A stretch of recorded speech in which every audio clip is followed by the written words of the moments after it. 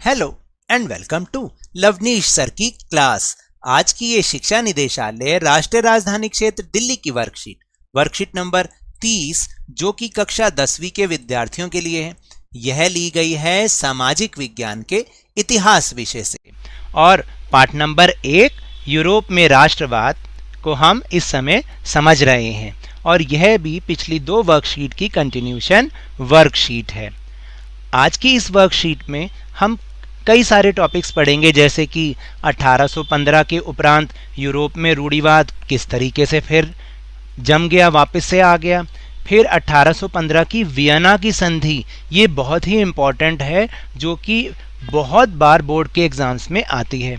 इसके बाद इस जो संधि में मेन जो व्यक्ति था वो था महत्वपूर्ण व्यक्ति ड्यूक मैटरनिक, उसकी क्या भूमिका रही उसके बारे में, और एक व्यक्ति और था ज्यूसेपी मैसेनी, उसके बारे में हम इस वर्कशीट में समझने की कोशिश करेंगे। तो चलिए शुरुआत करते हैं मेरे साथ और समझने का प्रयास करते हैं। तो सबसे पहले जो हम टॉपिक को समझने की कोशिश कर रहे हैं वह है 1815 के उपरांत यूरोप में रूढ़िवाद। तो अब हम इसके बारे में पढ़ेंगे कि 1815 में नेपोलियन की हार के उपरांत यूरोप की सरकारों का झुकाव पुनः रूढ़िवाद की तरफ बढ़ गया। जैसा कि हम सबको मालूम है कि 1804 में एक बार फिर से नेपोलियन बोनापार्ट ने फ्रांस पर अपना कब्जा जमा लिया और फिर दोबारा से वहाँ पर जो है तानाशाही वाला शासन आ गया। लेकिन इस तानाशाही में उसने क्या किया, उसने बहुत सारे चेंजेस किए, उसने फ्रांस की व्यवस्था में बहुत सारे परिवर्तन भी किए। बहुत सारे परिवर्तन अच्छे भी थे, लेकिन जल्द ही लोगों को पता चल गया कि ये भी बूर्बो राजवंश की तरह तानाशाह है और फिर वो जो है धीरे धीरे उसके विरोध में आने लगे। लेकिन ये जो नेपोलियन था इसने ना केवल फ्रांस बल्कि आस पड़ोस के जितने भी राज्य थे, देश थे, उन पर भी अपना कब्जा जमा लिया और फ्रांस की सीमाओं का बहुत विस्तार किया। लेकिन 1815 में वाटरलू की लड़ाई में इसकी हार हुई थी और ये सब हमने अपनी 9th क्लास की कक्षा में पढ़ा था। तो अब उसके बाद क्या हुआ, जो अभी मैंने आपको बात बताई कि 1815 में नेपोलियन की हार के उपरांत यूरोप की सरकारों का झुकाव फिर पुनः रूढ़िवाद की तरफ बढ़ गया। यानी अब जो सरकार आई वो फिर से चाहती थी कि वही राजाओं वाला शासन आ जाए। अपनी राजनीतिक विचारधारा के अनुरूप रूढ़िवादियों ने स्थापित संस्थाओं, रीति रिवाजों, परंपराओं को मान्यता दी एवं तीव्र परिवर्तन के स्थान पर क्रमिक विकास पर जोर दिया। हम बार बार आपको यही बताते रहते हैं कि रूढ़िवादी कौन होते हैं, जो कि पुराने ख्यालात वाले, पुराने विचारों वाले लोग होते हैं और जैसे पुराने रीति रिवाज थे उन सबको उन्होंने मान्यता दी और फिर दोबारा से उनको स्थापित किया। अब की बार उन्होंने बिल्कुल एकदम परिवर्तन के स्थान पर धीरे धीरे विकास पर जोर दिया। इस परिप्रेक्ष्य में एक शिखर सम्मेलन जिसे कांग्रेस कहा गया का आयोजन वियना में किया गया। इस कांग्रेस का आयोजन ऑस्ट्रियन चांसलर ड्यूक मैटरनिक ने किया। इस कांग्रेस में वियना संधि पर हस्ताक्षर किए गए। ये बहुत ही इम्पोर्टेंट टॉपिक है कि जो ये जितने भी रूढ़िवादी सरकारें थीं, जितने भी ये शासक थे, इन सब ने मिलकर एक शिखर सम्मेलन किया जिसे कांग्रेस कहा जाता है और इसका आयोजन वियना में किया गया। और इसका जो आयोजन का मुख्य श्रेय जाता है वो ऑस्ट्रियन चांसलर ड्यूक मैटरनिक को जाता है। उसने ही इसका आयोजन किया और वहाँ पर आए जितने भी राजदूत थे उन राजाओं के, उनसे इस वियना संधि पर हस्ताक्षर करवाए। तो चलिए अब हम पढ़ते हैं कि इस 1815 की वियना संधि की क्या विशेषताएं थी और ये बहुत ही ज़्यादा इम्पॉर्टेंट है, मैं बार बार बता रहा हूँ आपको। तो इसका जो फर्स्ट पॉइंट है वो है कि फ्रांस में बूर्बो राजवंश की पुनर्स्थापना। अगर आपको याद हो तो बूर्बो राजवंश का ही जो राजा था लुई 16 वो फ्रांस में राज करता था, लेकिन उसकी मृत्यु हो गई थी क्योंकि लोगों ने लोकतंत्र को वापस से वहाँ पर जमाया था फ्रांस में, इस वजह से। लेकिन अब जब दोबारा से 1815 आया तो सबसे पहली जो संधि की विशेषता थी वो ये थी कि फ्रांस में जो बूर्बो राजवंश था उसकी पुनर्स्थापना होगी। दूसरी जो इसकी खास बात थी वो थी कि इसका मुख्य उद्देश्य यूरोप में एक नई रूढ़िवादी व्यवस्था कायम करना था। यानी फिर दोबारा से जो है रूढ़िवादी व्यवस्था आ जाए, लोकतंत्र हट के रूढ़िवादी मतलब पुराने राजाओं वाली व्यवस्था। तीसरी जो विशेषता थी कि फ्रांस ने उन इलाकों से आधिपत्य खो दिया जो उसने नेपोलियन के समय जीते थे। नेपोलियन ने जिन इलाकों को जीत लिया था, इस वियना संधि में फ्रांस के उन इलाकों पर से उसका कब्जा हटा दिया गया। और चौथी बात कि फ्रांस के सीमा विस्तार पर रोक के हेतु नए राज्यों की स्थापना, और फ्रांस फिर दोबारा से अपनी सीमा विस्तार ना कर सके, फिर से कोई नेपोलियन जैसा ऐसा व्यक्ति ना आ जाए जो फ्रांस की सीमाओं को बढ़ाने के चक्कर में बाकी दूसरे देशों पे कब्जा कर ले। इसलिए फ्रांस की सीमा पर नए राज्यों की, नए देशों की स्थापना की गई। अब हम बात करते हैं जो इस वियना संधि का सबसे महत्वपूर्ण व्यक्ति था, वो था ड्यूक मैटरनिक। ये ड्यूक मैटरनिक कौन था, इसके बारे में अब हम समझने की कोशिश करते हैं। इनका जन्म 15 मई 1773 को हुआ। वे ऑस्ट्रिया के चांसलर थे। चांसलर मतलब जो सबसे महत्वपूर्ण पद होता है पूरी व्यवस्था में, वो थे। 1814 से 1848 तक के काल में इन्होंने यूरोप की राजनीति में महत्वपूर्ण भूमिका निभाई। यूरोप के राजनीतिक हालातों पर टिप्पणी करते हुए इन्होंने कहा था कि यदि फ्रांस छींकता है तो पूरे यूरोप को जुकाम हो जाता है। आप इस वाली लाइन को भी जरूर अपने ध्यान में रखिएगा, क्योंकि इसके ऊपर बेस भी एक क्वेश्चन आता है कि यदि फ्रांस छींकता है तो पूरे यूरोप को जुकाम हो जाता है। इसका मतलब ये था कि जो फ्रांस इन सभी जो यूरोप में जो एक तो सबसे बड़ा देश था, और महत्वपूर्ण इसलिए था कि सबसे पहले क्रांति वहाँ पर ही हुई थी। लोगों का जो शासन है वो फ्रांस में ही आया था। तो जैसे जैसे फ्रांस में चेंज होता गया तो उसके पड़ोसी देशों में भी इस तरीके की क्रांति होना शुरू हो रही थी। तो इसलिए ये कहा गया था कि फ्रांस जब छींकता है तो पूरे यूरोप को जुकाम हो जाता है, यानी फ्रांस में जो भी घटनाक्रम होता है उसका असर बाकी के यूरोप के देशों पर पड़ता है। फिर वियना संधि में इनकी महत्वपूर्ण भूमिका थी। किनकी? ड्यूक मैटरनिक की। नेपोलियन युद्ध के उपरांत यूरोप की पुनर्रचना और पुराने राजतंत्र यानी कि रूढ़िवादी तंत्र की पुनर्स्थापना में उन्होंने सक्रिय भूमिका निभाई, और किस तरह से वापस से राजाओं का राजतंत्र को लाने में इनकी जो है बहुत ज़्यादा सक्रिय भूमिका थी। इसके बाद जो हम पढ़ेंगे वो हैं जूसेपी मैसिनी। ये भी एक बहुत ही महत्वपूर्ण व्यक्ति थे जिन्होंने इटली में जो है इटली का एकीकरण करवाने में बहुत ज़्यादा अपना महत्वपूर्ण योगदान दिया। ये इनके बारे में जो है वो अब हम समझने की कोशिश करते हैं। इनका नाम था जूसेपी मैसिनी। इनका जन्म 1807 में जेनोआ में हुआ था, और कुछ समय पश्चात वह कार्बोनारी में गुप्त संगठन के सदस्य बन गए। गुप्त संगठन यानी जो सरकार के सामने नहीं होता, चोरी छिपे काम करता है। 24 साल की युवावस्था में लिगुरिया में क्रांति करने के लिए उन्हें 1831 में देश निकाला दे दिया गया। तत्पश्चात उन्होंने 2 और भूमिगत संगठनों की स्थापना की। ये बहुत इंपॉर्टेंट है और ये एक एक नंबर का क्वेश्चन आता है। पहला था मार्सेई में यंग इटली, और दूसरा बर्न में यंग यूरोप।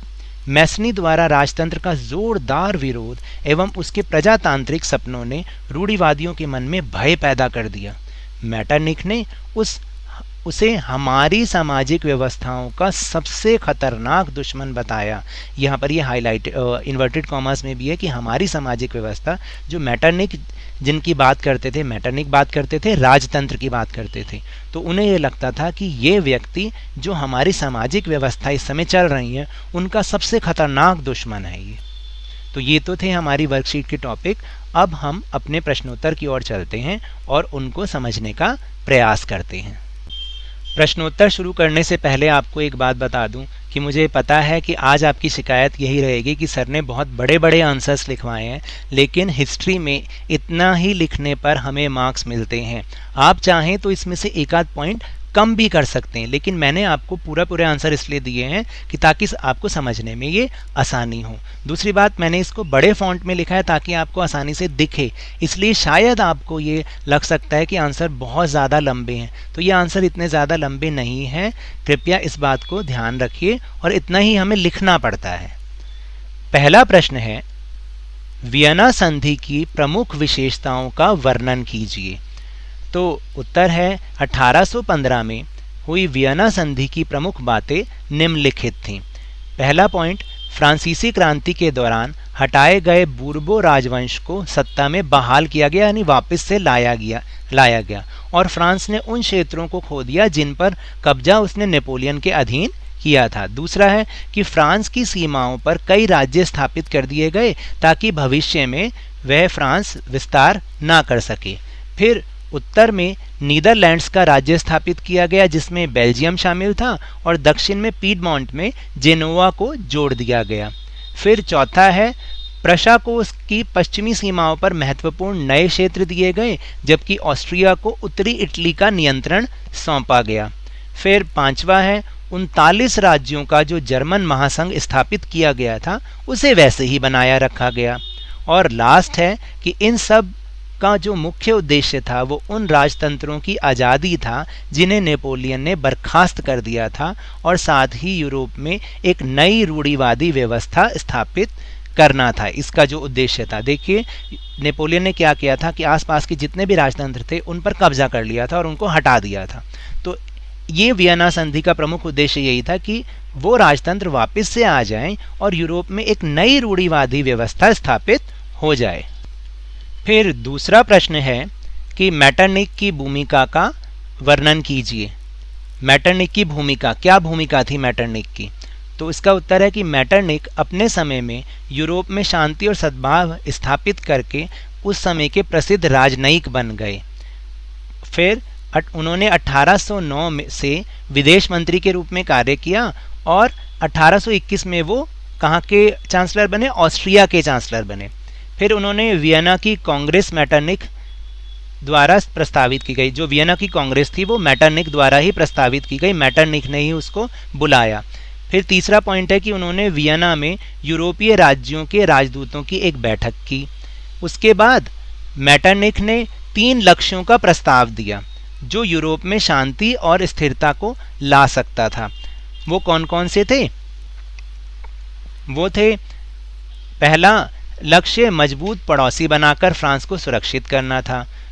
फिर उनका दूसरा लक्ष्य शक्ति संतुलन को बहाल करना था, मतलब राजाओं को फिर से राजतंत्र को स्थापित करना था। और तीसरा वह बूर्बो परिवार के लिए जो सिंहासन था उसको बहाल करना चाहते थे, मतलब जो बूर्बो राजवंश था उसको फ्रांस में दोबारा से स्थापित करना चाहते थे।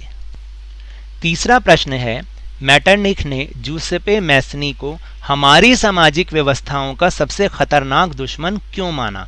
वह किस सामाजिक व्यवस्था की बात कर रहे थे? तो इसका उत्तर है, जूसेपी मैसनी एक इतालवी क्रांतिकारी और देशभक्त थे जिन्हें 1881 में लिगुरिया में क्रांति के प्रयास के लिए 24 वर्ष की उम्र में निर्वासित किया गया, मतलब देश से निकाल दिया गया। उन्होंने 2 संगठनों यंग इटली और यंग यूरोप की स्थापना की। मेटरनिख एक ऑस्ट्रियाई राजनयिक था। जो मेटरनिख था अभी हमने जिसकी बात करी, उसने ही वियना संधि पर रोक लगाई थी, मतलब जो वियना संधि उन्होंने ही की थी। वे रूढ़िवादिता में विश्वास करते थे। मेटरनिख ने निम्न कारणों से मैसनी को हमारी सामाजिक व्यवस्थाओं का सबसे खतरनाक दुश्मन बताया। क्यों बताया? वो कारण क्या थे कि मैसनी को उसने क्यों खतरनाक दुश्मन बताया? पहला था कि एक लोकतांत्रिक गणराज्य की मैजनी की जो दृष्टिकोण था उसने रूढ़िवादियों को भयभीत कर दिया था, क्योंकि जो मैसनी थे उनको मैजनी, इंग्लिश में मैजनी भी बोला जाता है, कि उन्होंने क्या किया कि उनका ये दृष्टिकोण था कि ये सब जो है वो पूरा एक देश बन जाए और उसमें लोगों का राज हो। तो इस जो दृष्टिकोण को रूढ़िवादी जो थे बहुत बुरा मानते थे, डरते थे उनसे। फिर दूसरा, मैसनी यंग इटली के संस्थापक थे और वे उदार राष्ट्रवाद में विश्वास करते थे। तीसरा, उन्होंने बर्न में यंग यूरोप नामक एक भूमिगत संगठन की स्थापना की थी। चौथा, ये दोनों संगठन कई राज्यों और साम्राज्यों को एक ही गणराज्य में मिलाने के उद्देश्य से बनाए गए थे। और पांचवा, उन्होंने कई निबंध लिखे जो आम लोगों जैसे कलाकारों, पेशेवरों, किसानों आदि के साथ अन्याय को सुर्खियों में लाए, लोगों के सामने लाए कि इन लोगों के साथ अन्याय हो रहा है। और फिर इसके बाद क्या था कि जर्मनी, स्विट्जरलैंड, पोलैंड में कई भूमिगत समाज स्थापित किए गए, यानी संगठन स्थापित किए गए जो युवा सदस्यों को क्रांतिकारी गतिविधियों के लिए प्रेरित करते थे। इस प्रकार उनके बीच असहमति हुई, इसलिए मेटरनिख ने मैसनी को सामाजिक व्यवस्थाओं का सबसे खतरनाक दुश्मन बताया। और वो कौन सी व्यवस्था की बात कर रहे थे? वो रूढ़िवादी व्यवस्थाओं की बात कर रहे थे। फिर अंतिम प्रश्न, प्रश्न नंबर 4, नेपोलियन युग के उपरांत यूरोप में क्या क्या परिवर्तन हुए। तो इसके बारे में अब हम पढ़ेंगे। लगभग 1800 से 1814 तक यूरोप में नेपोलियन का शासन था। उसके वर्चस्व के बाद यूरोप के शासक अब ये सुनिश्चित करना चाहते थे कि कोई भी पूरे यूरोप को फिर से अपने कब्जे में ना ले ले। इस बात को सुनिश्चित करने के लिए जो सभी महान शक्तियों के राजनयिक थे 1814 से 1815 के बीच बातचीत करने के लिए वियना की कांग्रेस में मिले। वहां उन्होंने एक स्थिर यूरोप बनाने की उम्मीद में यूरोपीय सीमाओं को भी पुनर्गठित किया, यानी जो सीमाएं जो कब्जा ली थी, जो देश कब्जा लिए थे नेपोलियन ने, उनको वो दोबारा से बनाया गया और कुछ नए देशों को बनाया गया।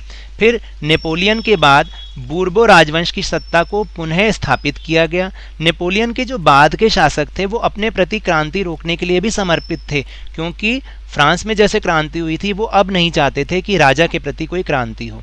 लुई 18वां, हमने लुई 16वां पढ़ा था, लुई 18वां जिनके भाई लुई 16वां को फ्रांसीसी क्रांति के दौरान मार दिया गया था, अब निश्चित रूप से फ्रांस में एक और क्रांति नहीं चाहते थे। इसी तरह ग्रेट ब्रिटेन में जो टोरी सरकार थी वो भी कट्टरवादी थी और सामाजिक उथल पुथल का बहुत विरोध करती थी, यानी वो राष्ट्रवाद का बहुत विरोध करते थे। इसी तरह ऑस्ट्रिया में जो विदेश मंत्री मेटरनिक थे वो यूरोप को स्थिर करने और हाब्सबर्ग जो जर्मनी का था शक्ति को बहाल संरक्षित करने के लिए कुछ भी करने को तैयार थे। मतलब वो राष्ट्रवाद के बिल्कुल ही अगेंस्ट थे। वो चाहते थे कि पुराने जो रूढ़िवादी राजतंत्र है वही स्थापित हो जाए। तो ये तो थी आज की वर्कशीट। मेरे इस तरह समझाने से आपको थोड़ा सा भी समझ में आया हो तो आप इस चैनल को ज़्यादा से ज़्यादा सब्सक्राइब कीजिए, लाइक कीजिए और बहुत ही ज़्यादा शेयर कीजिए और मेरे साथ इसी तरह वर्कशीट को समझते रहिए, लेकिन ध्यान और मन लगाकर ज़रूर पढ़ते रहिए। धन्यवाद।